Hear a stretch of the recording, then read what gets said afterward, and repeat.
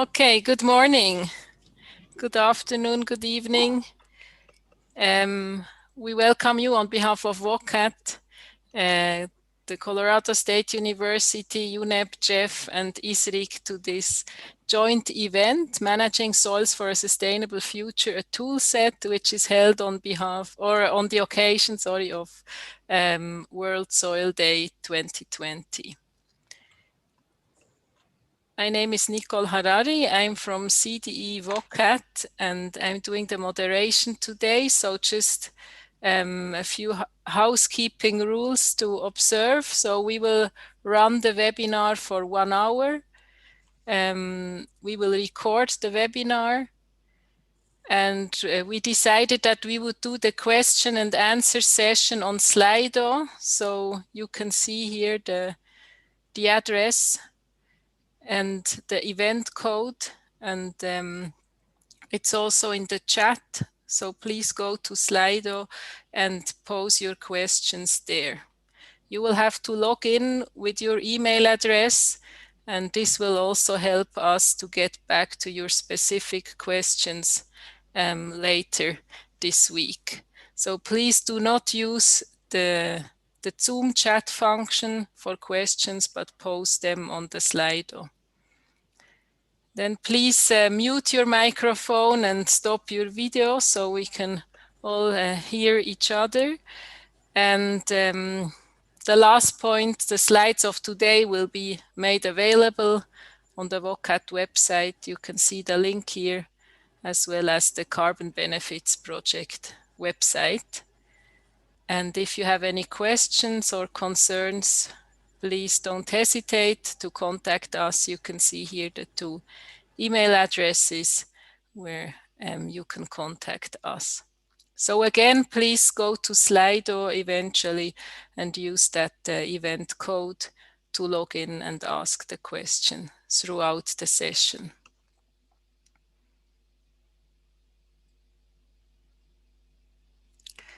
With this, again, a warm welcome. Here is the agenda for today. So we will introduce you to the WOCAT Carbon Benefits Project linkage, and we'll try to show you how you can estimate the carbon benefits of sustainable land management. We will have some welcome remarks by Eduardo from UNEP, and then continued by Eleonor, Tatenda, and Guhan from Colorado State University and CDE WOCAT on the linkage between the Carbon Benefits Project and WOCAT tools. And then we will have a word by Baron Orr, the lead scientist of UNCCD, and then a joint question and answer session, not a too long one, maybe around 10 minutes, and some final remarks by Andre from ISRIC Wageningen University. So with this, I hand over the word to Eduardo, please. Eduardo is the chief of the scientific assessment branch of the science division at UNEP. Eduardo, over to you. Thank you. Thank you very much. Just checking whether you can hear me well and see me as well. Yes, very well. Thank you. Thank you. Thank you very much. So thanks everyone for being here, and thanks most importantly to all the WOCAT team for having me at this workshop.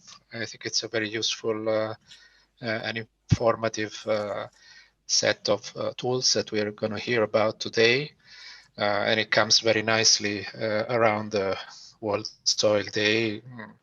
You know, the theme of World Soil Day, keeping soils alive, protecting soil biodiversity, has been covered in many events, and today we speak about something very specific related to climate and the co-benefits of climate change mitigation and sustainable land management. So thanks very much for inviting me. WOCAT has been an essential partner in the UNEP-JEF funded project on sustainable land management and climate change mitigation co-benefits, along with the Carbon Benefits Project that is led by Colorado State University and other partners, including the World Bank and Land Potential Knowledge System.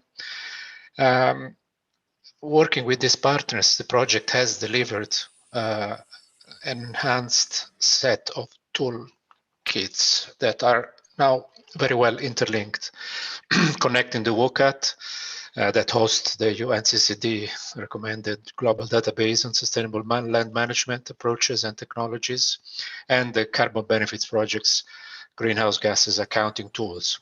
And all that is also aligned with the Land Potential Knowledge System mobile application developed with World Bank partners.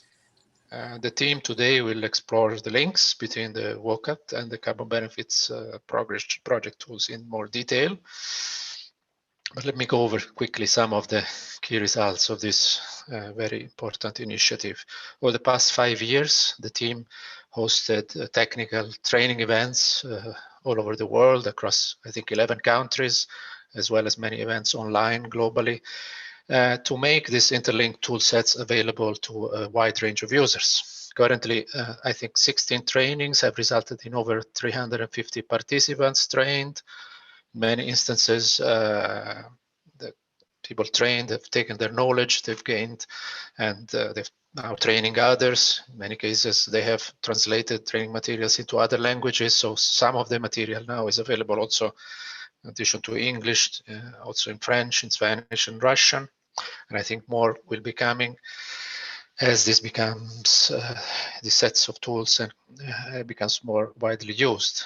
Currently, as far as we know, it is being used in over 160 countries with over 1,500 registered users and applied in over 2,000 projects worldwide. The project, the GEF-funded project with UNEP and partners is now wrapping up, but the activities, of course, will continue with these interconnected tools now available and being widely used worldwide through the initiatives of all the project partners. A final publication on lessons learned is also coming out early next year. We hope that that can help share experiences of the project with all the partners involved and land managers and project managers worldwide. Let me say that the project achievement and all the work of the partners has greatly benefited our efforts with the UN Environment Programme, and also particularly with our UNEP portfolio of projects that focus on climate change mitigation, sustainable land management, and hopefully it will benefit also it is already probably benefiting other partners in the Global Environment Facility, GEF family, other implementing agencies and executing partners, by helping at various stages, from the design and planning phase stage to the monitoring element of projects, and then finally on the reporting on climate change mitigation co-benefits in SLM work. In the planning and design stage, managers and land users can learn from the many approaches and technologies that the WCAT database offers, and then we can understand the greenhouse gas co-benefits that are brought by sustainable land management using the Carbon Benefit Project's accounting tools. Then during the project life, land users, project managers can monitor greenhouse gas co-benefits throughout the project's life cycle and then report at the end on the benefits that the projects have generated throughout the project lifetime. And of course, all the training that was provided has hopefully made all these tools and features more widely known and available to all partners engaged. Of course, let me just conclude with saying that we are very grateful and I think very impressed by the excellent achievements of this initiative. And this all would not have been possible without the outstanding technical expertise, leadership, and support by all partners involved. And I'm happy to hand over to Eleanor from the Colorado State University, her project coordinator, who was extremely helpful and has driven the many elements of the project for such a long time. So I think she will provide an overview of the Carbon Benefit project tools. And with this, I close and I like to thank you again and wishing you all a very good webinar. I hope this is informative and helpful. Thank you. Thank you very much indeed, Eduardo. Just checking, can everybody hear me? Okay, super. That was an excellent introduction. And of course, I'd like to return the thanks and say thank you to UNEP for their support over many, many years of all of our tools and their engagement with understanding the importance of land management and the role it plays in climate change mitigation. And that's what I'm going to talk about now, just briefly to say a little bit about land management. Next slide, please.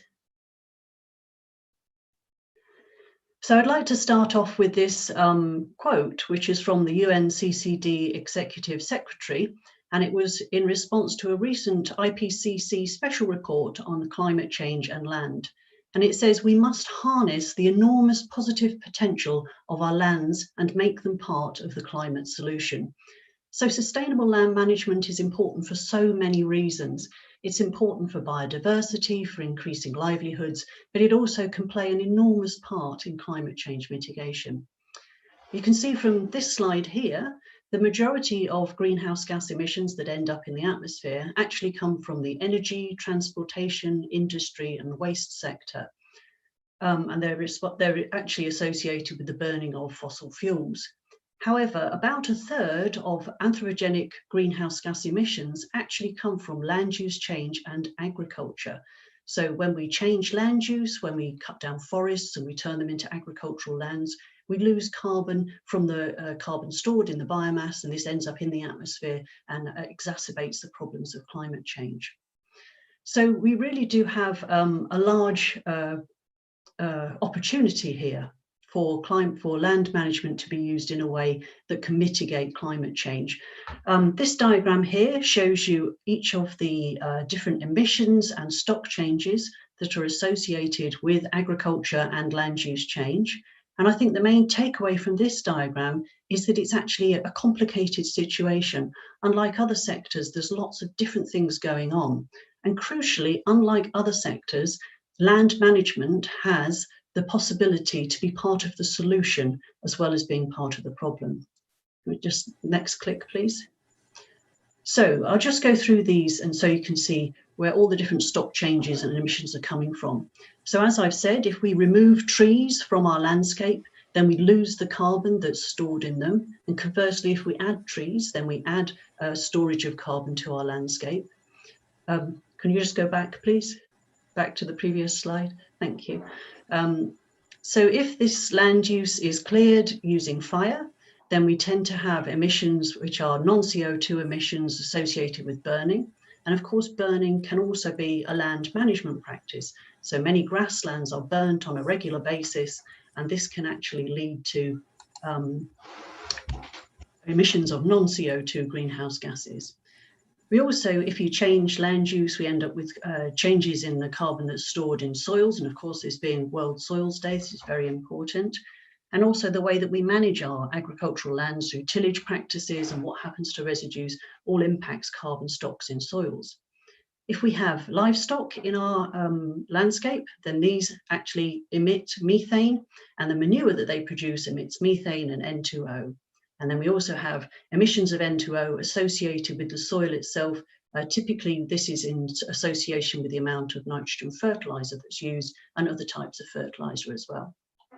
Okay, thank you. That's all of my stock changes. But as you can see, the main thing to take away is it's a complicated situation, but it does provide us with a lot of opportunities to be able to mitigate greenhouse gases. So some of the ways are we can increase the uptake and storage of carbon dioxide in biomass and also in soils. Next click, please. We can do this by maintaining existing forest lands, preserving them. We can do it by adding trees to agricultural systems. You can see a picture of agroforestry here. And also through the way that we manage our soils. We can move to reducing the amount of tillage, so it reduces decomposition and we store more carbon in the soils. Next slide, please. We can reduce N2O emissions from soils by the way that we manage them, judicious use of nitrogen fertilizer. And we can also reduce emissions by management of livestock, methane emissions from livestock and the manure that they produce. And then the last is if we have a mechanized agricultural system, then we'll also have machinery involved in that, and we can reduce the fossil fuel emissions which are associated with the use of that machinery. Okay, next clip. So estimating how land management can impact climate change mitigation is important to a whole range of different organisations. It's important to the Global Environment Facility, who funded the production of these tools, to different UN agencies who want to know how their activities are impacting climate change mitigation, to land managers themselves, to NGOs, to government ministries. And of course, government ministries are obliged, if they're signed up to the United Nations Framework Convention on Climate Change, to do regular reporting from all of the sectors. So understanding how land management impacts climate change mitigation is important for them. Next slide, please. So, as we've seen, it's complicated and it's not possible to measure everything that's going on in a landscape. So what's needed is a way of assessing this, a way of estimating it. And this is exactly what the carbon benefits tools do. And now I'm going to move on to the second part of the presentation, which is introducing the carbon benefits tools. So the carbon benefits tools provides you with a set of online tools. You can go to the website here, and the website, if you could just go back a slide, please. The website is actually given on the invitation as well. They're free to use. You just click on the link and then you can register with an email address and you can start using them straight away. Okay, next slide, please. They provide tools which allow you to compare different scenarios with each other. So typically a business as usual scenario compared with a project scenario. And it looks at all of the stock changes and greenhouse gas emissions which are associated with your business as usual scenario and compares this with what would happen under your project scenario. Next slide, please.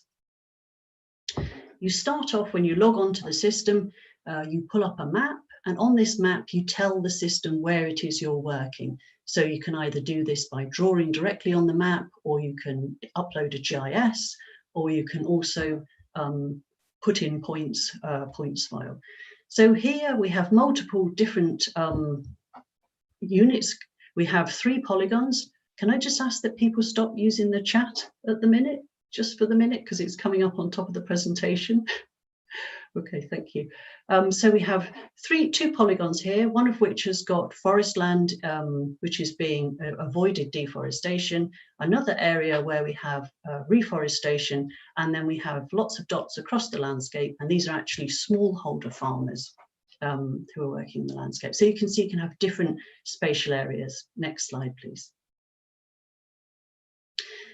The rest of the system is then you go through a process of describing which land use categories are present in each of those spatial areas and how that land is managed. And all the information that's collected in the Carbon Benefits Project is basically the same kind of information that a land manager would have. What's being grown, where is it being grown, how much fertilizer is being added, etc. So this is a forest land page, and you can see it's asking for your tree type and the age of your tree. And so you go through this process for your initial conditions, for your baseline or business as usual scenario, and your project scenario. Next slide, please. This is an example of annual crop plans page. So we can see that our baseline scenario has some annual crop plans. You would choose the spatial area that you're working on, and you would then, from the next box, number 2, could you next click, please? You would get a drop-down list of typical cropping systems, and you choose one, put it in the box below, and then you start to describe how that's being managed. So once you've gone through this process of describing everything, you're in the position to be able to create a report. And you can create a graph by clicking on this View Graph button. Next click, please. And it will pull up a graph, and we can see here we have an increase in biomass carbon stocks and an increase in soil carbon stocks. So everything that's below this 0 line is good and shows either sequestration or avoided emissions, and everything above is red and shows emissions to the atmosphere. Next click, please. And you can also then create a summary report. So this is an 8-page PDF in a standardized format, and it includes 2 tables, and there's an example of one here. And this gives you a split of all of your different greenhouse gases emissions, your stocks, your sources, for your baseline scenario, for your project scenario, and the difference between the two. And it's this which is being linked to WOCAT. So that's the next part of the story. Okay, thank you.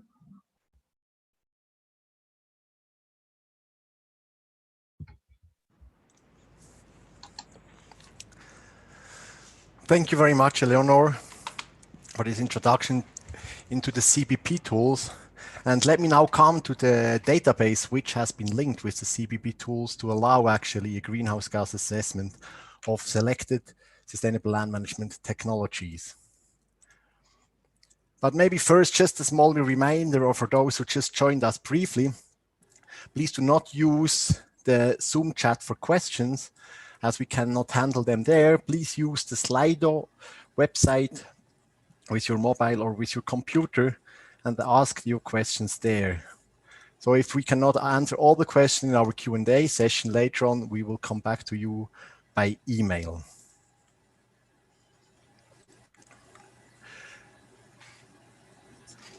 So over the last few days, on occasion of the World Soil Day, we were talking and hearing a lot about soil, about keeping soil alive and protecting soil biodiversity. When land is degraded, it loses its soil biodiversity, or maybe the other way around. If soil loses its biodiversity, it can be degraded easily, causing land to produce less food, store less water, sequester less carbon, or even release carbon into the atmosphere, as we just learned before by Eleanor. Therefore, sustainable land management is crucial for avoiding, reducing, or even reversing land degradation, and thus keeping the soil alive and protecting soil biodiversity. These are also objectives of the World Overview of Conservation Approaches and Technologies, short WOCAT, which I briefly would like to present. But as most of you may know WOCAT already, or even used our tools or questionnaires before, I will not go into detail and try to keep it very short. So can I ask everybody to mute yourself? Thanks a lot. Just to recapitalize, WOCAT is a global network on sustainable land management that promotes the documentation, sharing and use of knowledge to support adaptation, innovation and decision-making in sustainable land management. It was established more than 25 years ago, or actually almost 28 years ago, after the Earth Summit in Rio 92. It is formalized and defined by a framework agreement with 8 consortium partners, which you can see listed below. But currently, we are developing a new strategy with a new organizational setup, which will be launched hopefully early next year. Consortium partners and individual institutions members will be more involved in the steering and operational action, and 6 regional clusters will be established to enhance regional capacities and also to strengthen the South-South collaboration. So the WOCAT's mission is to support innovation and decision-making in sustainable land management. This by maintaining the global and open SLM network with many engaged individuals and also institutions from more than 50 countries worldwide. Another pillar is the open access global SLM database, which contains a series of standardized tools and methods for knowledge making and decision support in sustainable land management. And of course, very important is here to highlight that it is the UNCCD primary recommended database for the SLM best practice reporting. So almost weekly, we get new documented practices in the database by different stakeholders around the globe. And you can see here, yesterday we had 1,166 technologies, of which many, I think, would be suitable for a greenhouse gas assessment with the carbon benefit project tool. And therefore, the linkage is crucial at this stage. Very important to stress is that WCAT is supporting projects and institutions to build their capacities in the assessment of land degradation and the evaluation of potential sustainable land management solutions. WCAT is there by responding to the requests and demands from countries, institutions, and projects who would like to receive support in the application of WCAT tools and methods at local, regional, or national level. And finally, the reason of why we are here today is the pillar 4 to harmonize and further develop tools and methods. But here I would like to give you a short overview of application and tools and databases which are currently or which have been linked with WCAT within the last few months or years. So always with the objective to support the user in choosing the appropriate tools without entering the same information and again, but also to avoid reinventing the wheel with every new tool or database or application. So in order to foster concerted action, use and further build synergies, with the new strategy, we will continue linking our tools and database with other platforms, as you can see here. The carbon benefit project tools, of course, you will learn a lot about today. The GOC, the Global Geoinformatic Options by Context, which is a tool by ICARDA for supporting better targeting and scaling out of sustainable land management, where information from WCAT will be made available in the GOC or vice versa. Data from GOC will be uploaded to the WCAT database. As part of the GeoLDN competition, which is currently ongoing, we are developing together a tool for land use planning for LDN. And within a Jeff-funded project entitled Strengthening Land Degradation Neutrality, Data and Decision Making through Free and Open Access Platforms, also known as Tools for LDN, WCAT will be linked with Trends.Earth and LandPKS. Another application is Farm Better, a mobile app that uses farmers' location and metrics on their farming in order to provide farmers with actionable knowledge on how to adapt to climate change and improve their resilience. Currently, also an offline app has been developed in the project Decision Support for Mainstreaming and Scaling Out Sustainable Land Management, short DSSLM. And our Thailand colleagues developed a tool with an offline app, which is now being linked with WCAT, where it will be possible to collect information in the field with an application. But we are also improving accessibility of data, of the data of our sustainable land management database with a new visualization and analysis tool, which will be made available in a few weeks as well. In order to foster concerted action, use and further build synergies, we are also involved in different global initiatives, like the 4 per Mill, Global Restoration Observatory, GeoLDN, or we are also official supporting partner of the UN Decade for Ecosystem Restoration.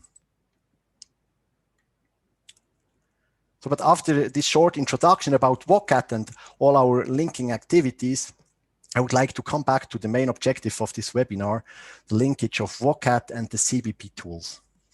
So this linkage contains 4 main steps. First, documentation of SLM technology in WCAT.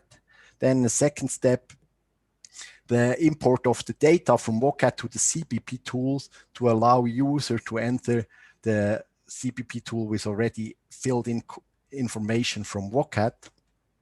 A carry out and greenhouse gas assessment by the CBP tool. So step 2 and 3 will be explained by Eleanor after after me. And then in step 4, to upload the CBP summary back to the WCAT SLM database, which has been put live actually this morning, thanks to Guhan, who will then present this step where the summary from the CBP tool will be, together with the WCAT technology summary, be presented in one database. So let's assume we are documenting a close area management in Ethiopia. You're first collecting all information with a paper questionnaire, or soon with an offline app, together with key resource person and local land users. If you have this information, you will sign up to WCAT for a WCAT account and log into the WCAT SLM database and create a new entry form.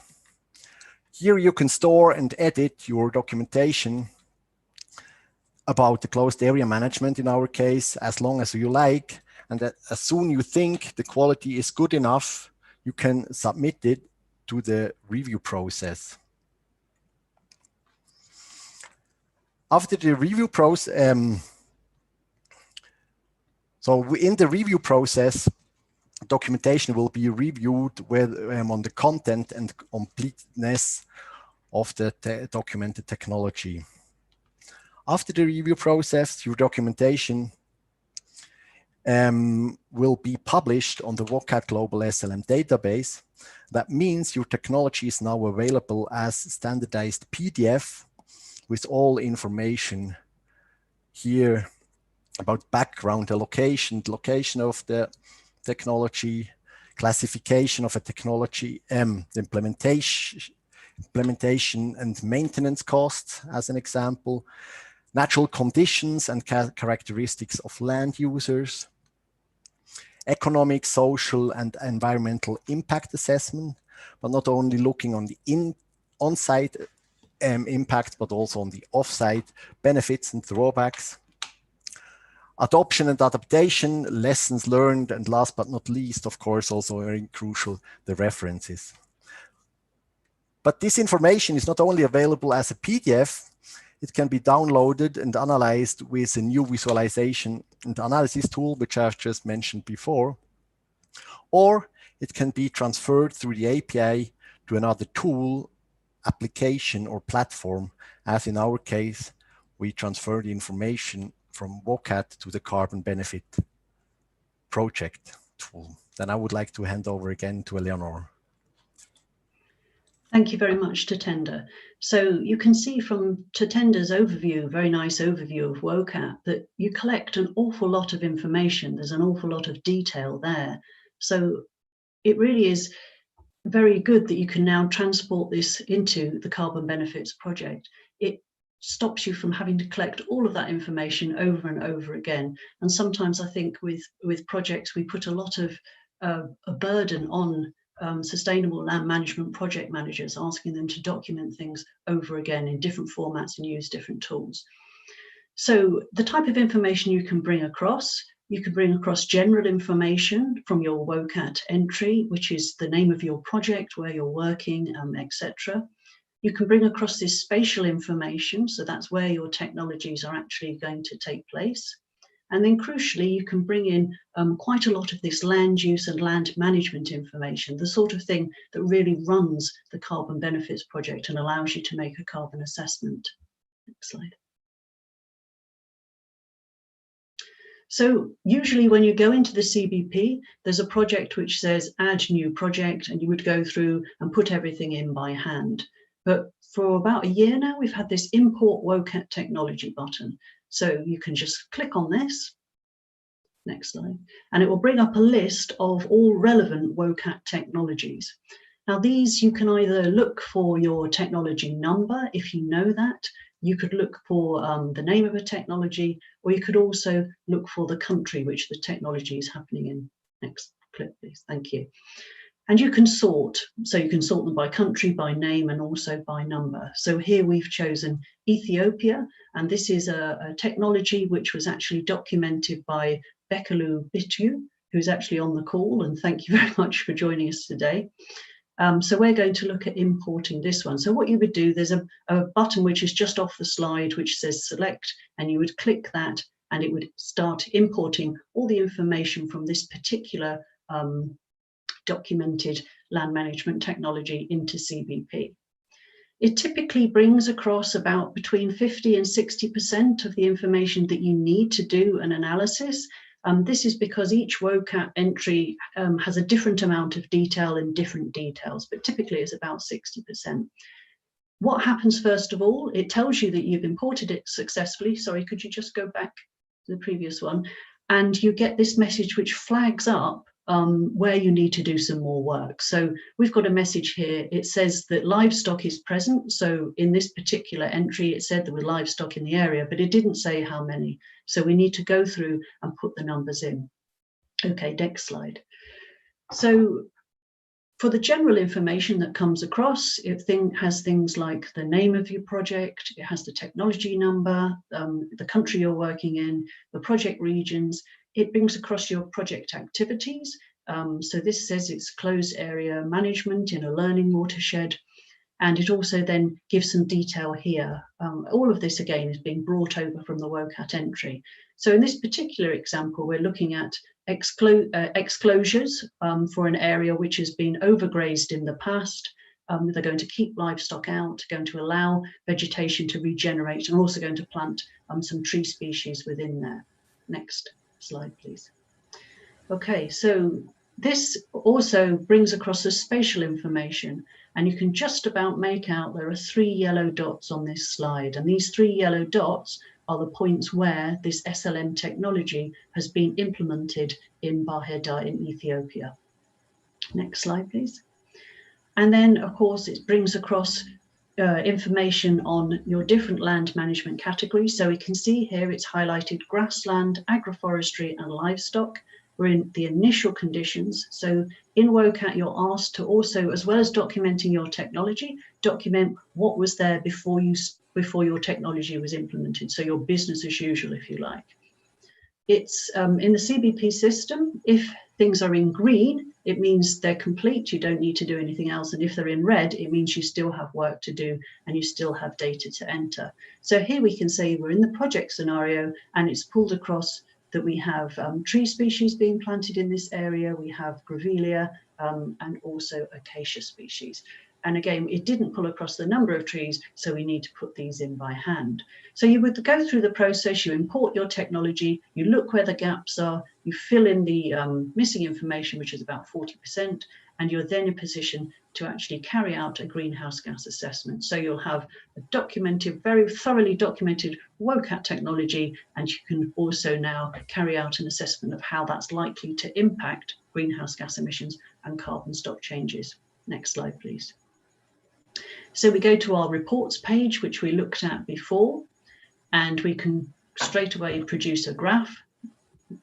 And in this case, we can see that we have an increase in our biomass carbon stocks because of these trees we've planted, because of the grassland biomass, and also an increase in carbon stocks in soils. But also we have a slight increase in emissions because of some nitrogen fertilizer that's been added, and increase in emissions from livestock because with this particular documented technology, more livestock were added. Next slide, please.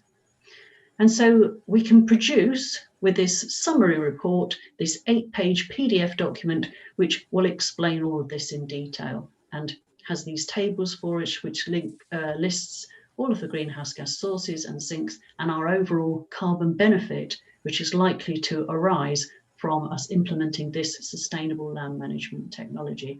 I should just say that anybody can pull in a WOCAT technology into the CBP and do an analysis. Only the actual author of that technology could then get it linked back to the sustainable, to the WOCAT entry. And that's what Guhan's going to talk about now. So I'll hand over to Guhan for that. So can I ask Guhan to share his screen?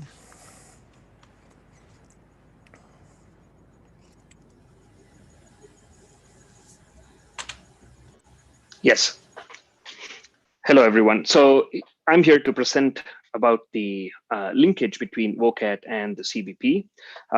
So as Tatenda and Eleanor have explained so clearly, once the technology is documented in WCAT and the data is imported into CBP and the CBP summary has been generated, then we link the CBP summary back into WCAT by adding a module. So as we can see in these images, this is how the CBP module is going to look like in the image on the right. And the image on the left showcases how we present the carbon benefits project on the WCAT website. So the module fits like the other modules that we have, and it's fully functional, and it also has the edit and review capabilities that Tatenda discussed earlier.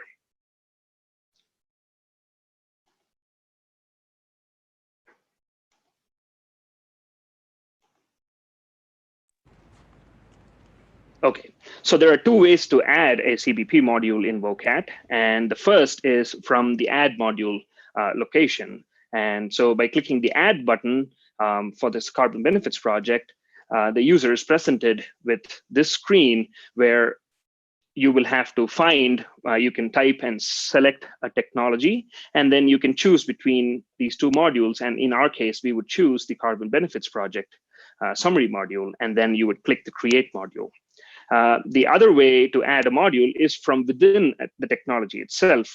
So let's say we have a compiler of a technology who's trying to add a module. So if they scroll down to the links and module section and they expand that section, there's going to be a add a new module button there. And clicking that will lead them to a similar screen as the previous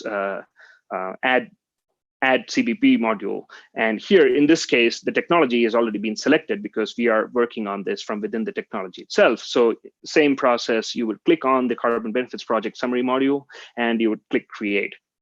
So once the user clicks that, the CBP module is created for them. It's linked to a particular technology, and this is how it shows up. So there are two sections here. One is the general information, and that's what we will first see. And the second one is where we submit the summary from the carbon benefits project into. So here's section one. It's just the technology name and the country. The user cannot edit these as this is already linked to this particular technology. And here's section, the second part of section one, where we can add the compilers, the projects, and the institutions that are supporting this carbon benefits project module. So we can add more than one user. If they are a registered user, you can look up the registered WCAT user. Otherwise, you can enter non-registered users information as well. And the projects and institutions, if they're not available in the list, we can contact WCAT and we could add the projects and institutions. And the third part is the data use approval. For those familiar with WCAT, this is not new. We're just asking you to give consent that we can use the data that you are entering and sharing here. Section 2 is where the bulk of the module is, right? So the summary PDF that we've developed in the CBP tools is brought over here. So we have a drag and drop functionality for the PDF, and then we can also, the user can also add the results. They can describe the results if they want briefly as well. So once the users have gone through this a couple of times, maybe they are ready to then submit their CBP module. So once submitted, the WCAT Secretariat and the CBP team, which includes Eleanor and Mark Easter, will review the CBP summary. And once the review process is complete, like how Tatenda described earlier, the CBP module will be made public. I'd like to remind people here that once again, only the compiler of the technology can add a CBP module to the technology itself. So here we can see we have the opportunity to edit the questionnaire, the CBP module, and we can also invite other editors to participate in the editing process of the CBP module. So once a CBP module has been added to a technology, this is how it looks. As we can see on the right bottom corner of that screen grab, there is the CBP tools logo. So that module shows up. So With this, I hand over to Eleanor once again. Thank you. Thank you very much, Guhan. And thank you very much for working so hard to get this all live today. I'm very excited to see it here. So we're now in a position where for all new WOCAT entries, we can people can easily import it into CVP. It means they can do a greenhouse gas assessment. They know what the impact of their new WOCAT technology is likely to be on climate change mitigation. We're also in the process of writing proposals to try to get to a point where we can go through the entire back catalogue of existing WOCAT entries, because I think if we had a database where every single sustainable land management technology had an associated climate change mitigation assessment with it, it would be an extremely powerful tool for all kinds of organisations. And thank you very much.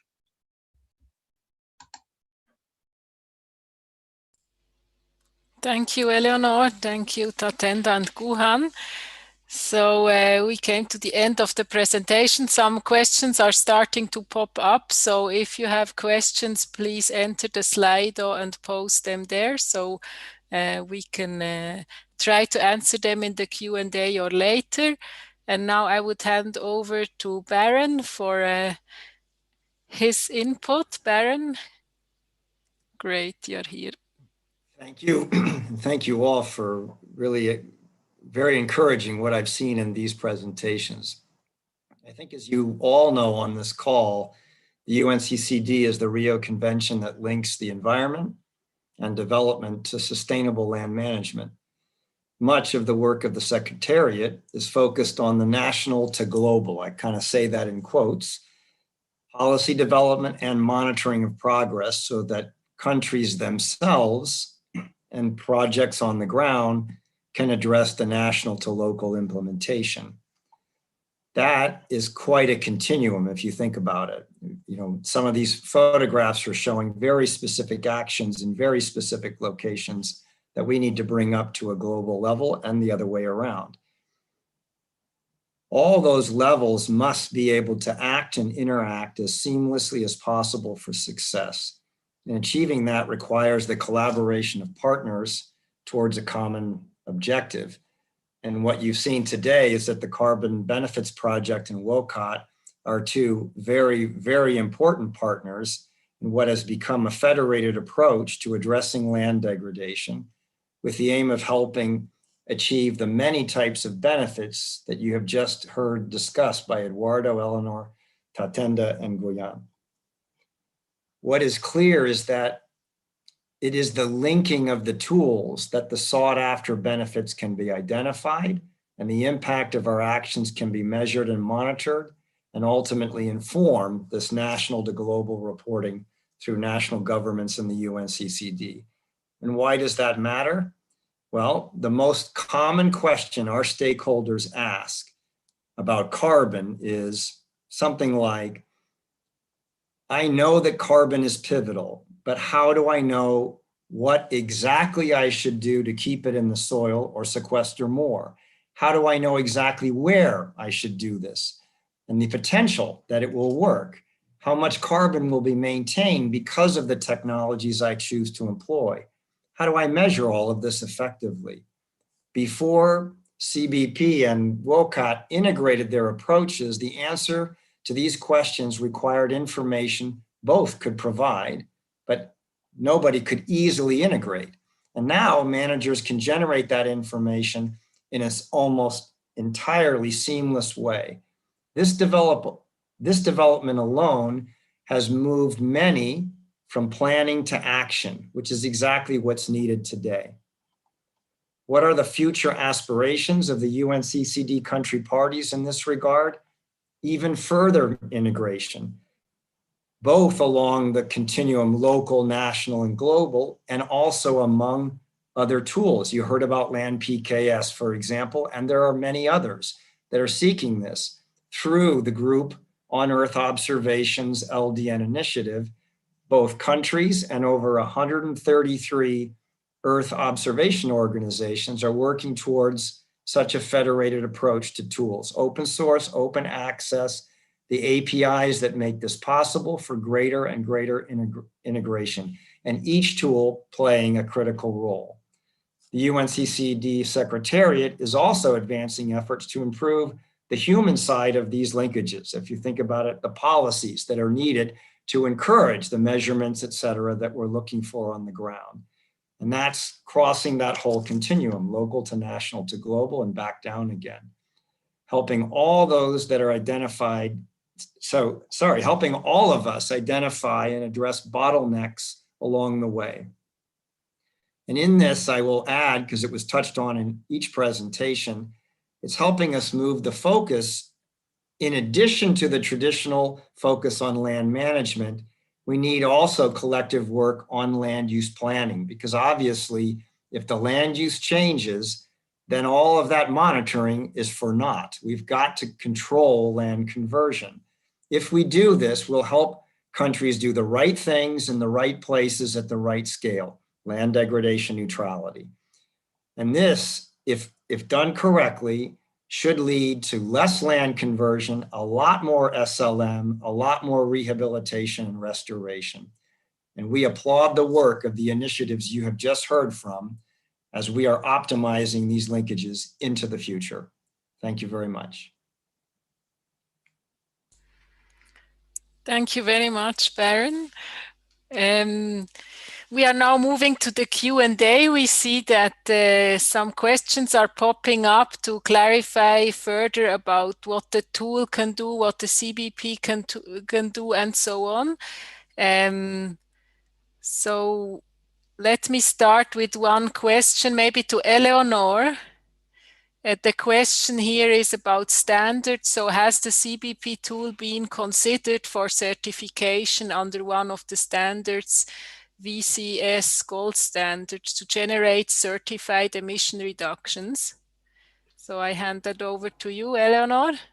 Okay, so the answer to that is that it hasn't gone through the process of being a sort of certified part of VCS or one of the other standards.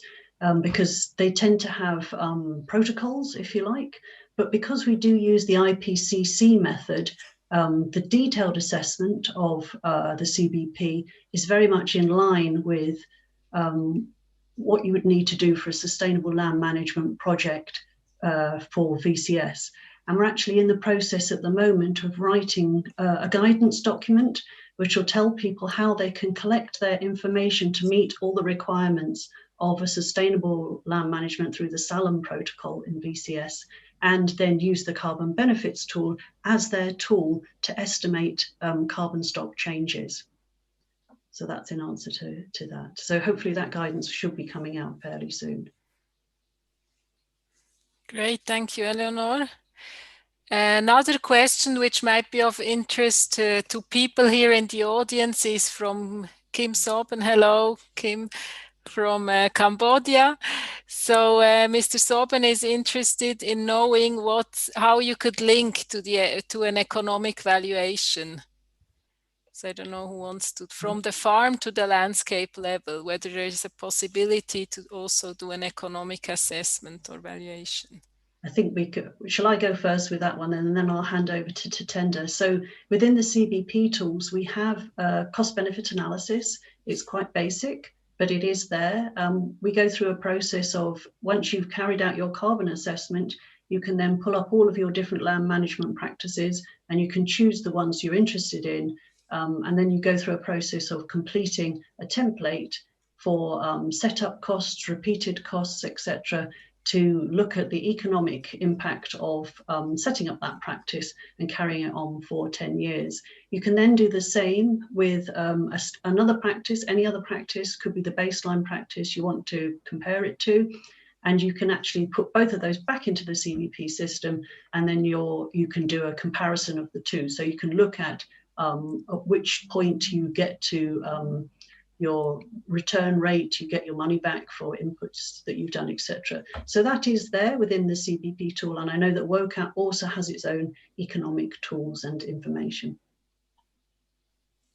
So I'll hand over to Tatenda. Thanks a lot.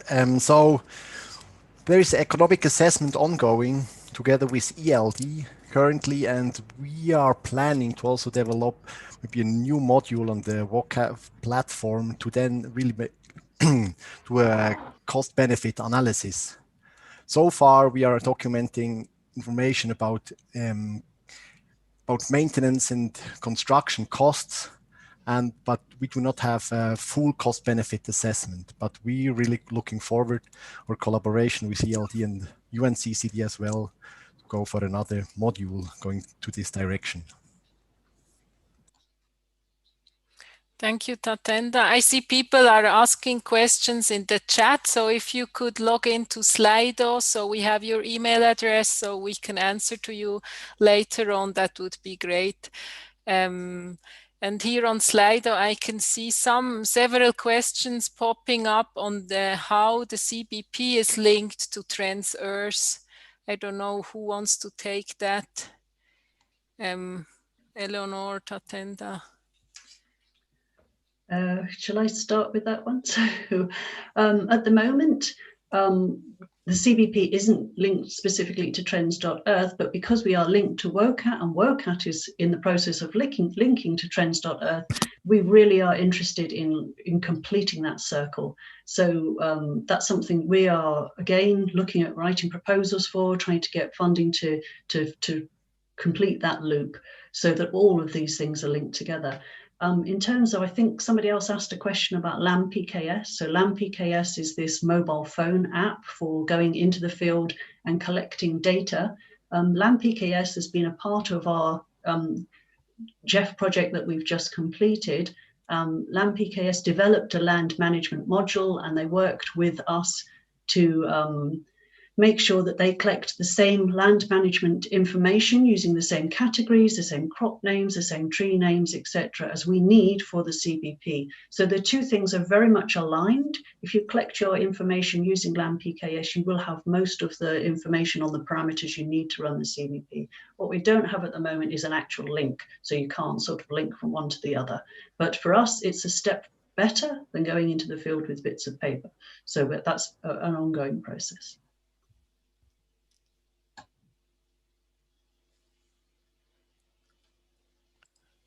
Tatenda, do you want to add to that? Maybe I just can add from the WCAT side, where we are currently linking the Trends.Earth and LAMPKS together with WCAT in the before mentioned GEF project, so-called Tools for LDN. So the LAMPKS app, that's an app for soil identification, land cover and soil health monitoring, and land management and farm record keeping. So we'll be linked with WCAT and will now pretty soon be it will be possible to get solution for the local context through the WCAT database, and through that it will also be linked then in the project with Trends.Earth. But I'm happy to give you more information on that, maybe later on in bilateral or by email. Thank you, Tatenda. So we are already 1 hour together. We still have a final remark from Andre, who is at ISRIC, Wageningen University. So I suggest that we move on. We still have questions here, so we will be answering you in the coming week. And there are some very specific questions also, Eleonore, to you, I think, on the tool itself. And there is also one question about training. So maybe just to tell here, this was just a 1 hour webinar on the occasion of World Soil Day to show you that this linkage has happened now.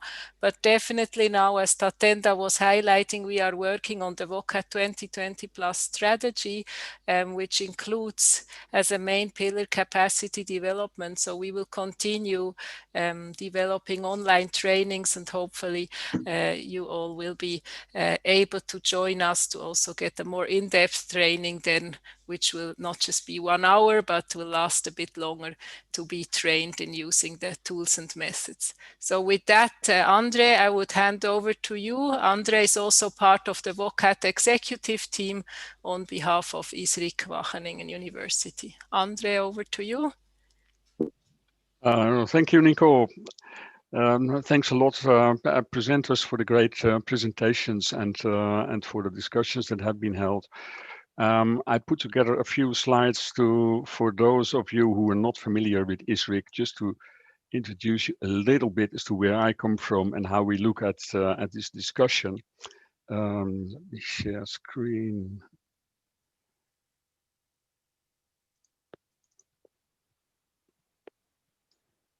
Can you see my screen at the moment?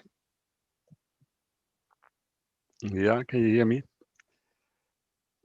Then we are set to go. As already said, ISRIC is an independent foundation. It was established in 1966 as and developed into the World Data Center for Soils. So we are glad to be here today. We work together a lot with WOCAT, with University of Colorado State University, and with other players. Our activities relate especially to making soil information and related services available to users, from setting standards on how soil data has to be collected and recorded. But we have gradually moved into from setting the standards here into providing information online, as well as originally in physical maps, but more and more online. We are carrying out training activities on how this information can be collected and used, and mostly in line with today's event. We are looking into applications of soil information.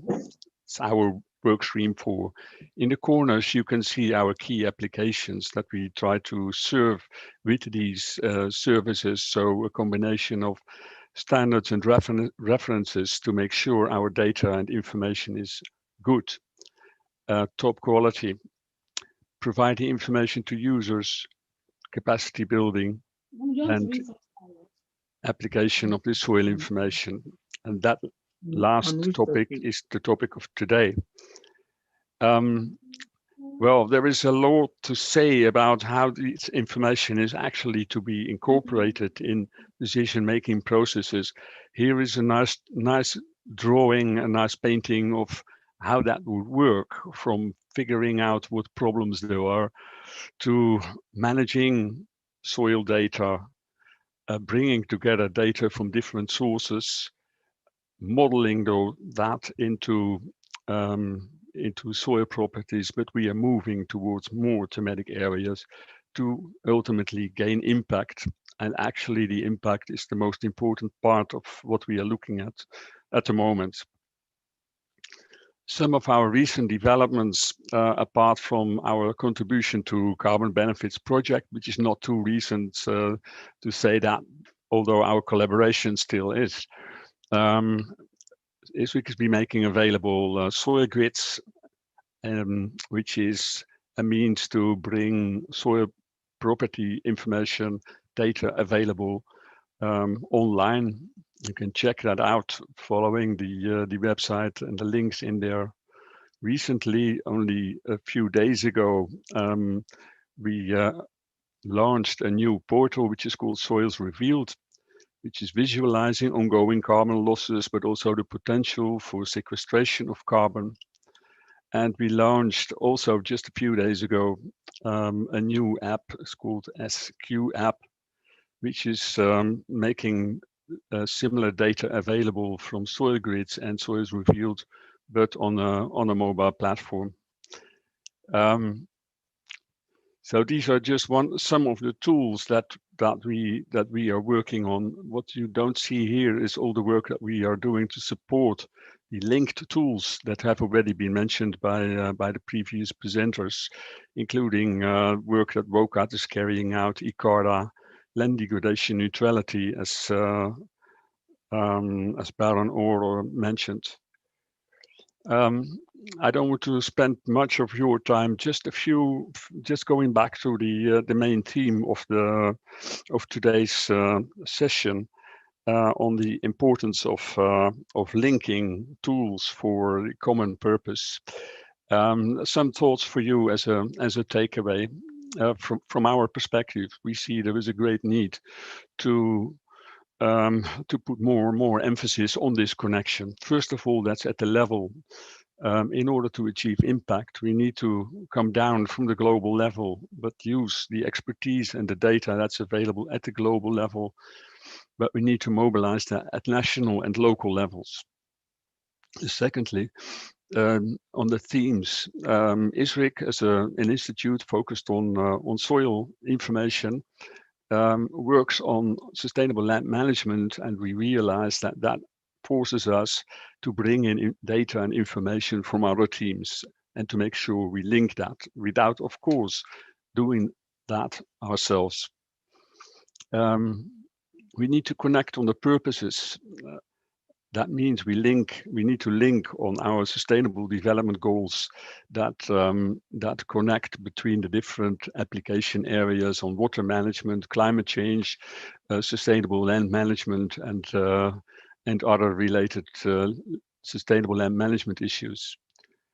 Then the theme of today, the tools, we need to avoid overlaps, but also use synergies. Together we can do a lot more than to present our own tools and our own applications. Then another important thing which we cannot emphasize enough is that we need to connect to users, which is vital for impact for our own work, but also it is the users, the land managers, farmers, and people locally who will ultimately use our tools and data on making it possible to change land use into a more sustainable land use. Last but not least, partners. That's what we're also here for today. I'm very happy to be together with colleagues from WOCAT, from UN, UNEP, UNCCD, and Colorado State to discuss linking these tools, and we are looking further to develop these further. With that, I want to thank you for your attention for these words, and I'll give the word back to Nicole. Thank you, Andre. Thank you for summarizing and highlighting a few of the activities of ISRIC as well. So with this, we are coming to the end of our webinar. Thank you very much to all of you for your participation. We would like to let you know that the Slido is still open. So if you have more questions, please don't hesitate to log in and ask your questions, or you can also, of course, get in touch directly with any of us, with Eleonor or Tatenda or Guhan, or just write an email to the general WOCAT email address. It was great to see so many familiar faces, but also new faces here, I think from almost all over the world. Many of our partners were here and curious to hear how this linkage has now been developed and where we stand today. So with this, a big thank you to our partners and collaborators, and we are looking forward to continue linking the tools and making it easier for people to report through concerted action and synergies. So with that, thank you very much for your attention. We hope you have a good evening, afternoon, or rest of the morning, wherever you are, and please stay connected, stay in touch, and we are looking forward. Thank you very much.